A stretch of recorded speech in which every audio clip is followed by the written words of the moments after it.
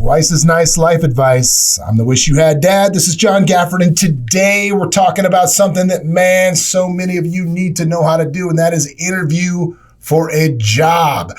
Because so many of you, quite frankly, just do it wrong. I am a guy, we have about 420 people at one of my companies. We've got about 15 at another and about 30 at another.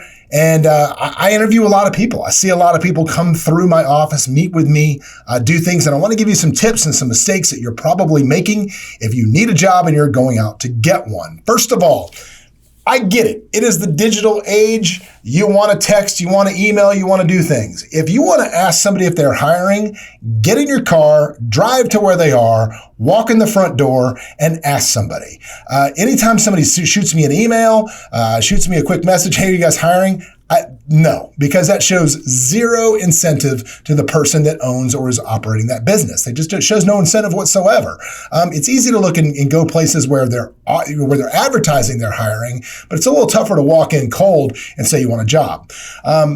Here with me, especially with like real estate, I don't hire brand new agents, and I'll give you a great example of that.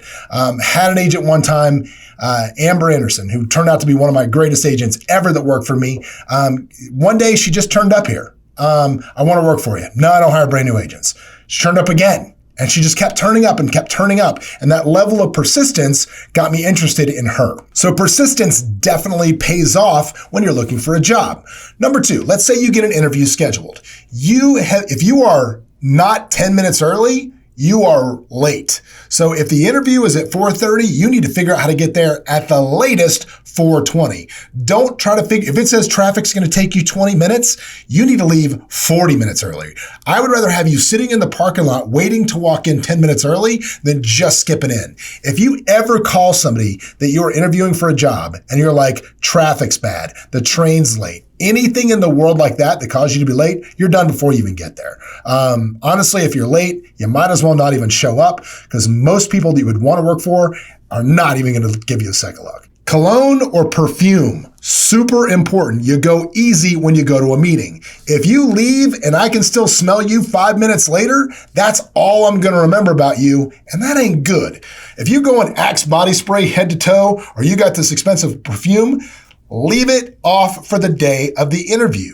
When it comes to dressing for the interview and getting ready, you've got to do a couple of things. Number one, do some research if you can on the person who's going to be interviewing you. The best thing in the world about social media is pretty much everybody puts their life out there, so you can kind of get an idea of what this person may like, their tastes, what they do, how they dress at work. As I'm getting dressed, I always want to dress as good or better, or as much as I can, the same as the person that I'm going to interview with, because I want them to like me. Liking you is very, very important.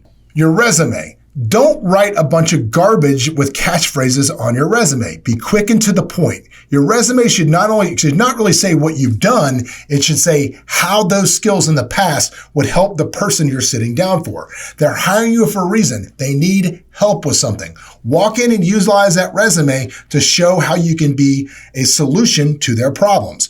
Too many people use the same resume for every job they're going to. You need to spend some time and tweak that thing for the job you're applying for. The more that resume fits the exact role they're looking for, the better chance you have of getting the job. Now, when you actually walk into the interview and you're going to meet somebody, you got to remember, you have less than 1 second to make a good first impression. So how you carry yourself matters. You're dressed to the hilt. You're not covered with Axe body spray or perfume. When they come around the corner, stand to meet them, shoulders back, chest out, chin up, eye contact, shake hands, big smile. My pleasure to meet you.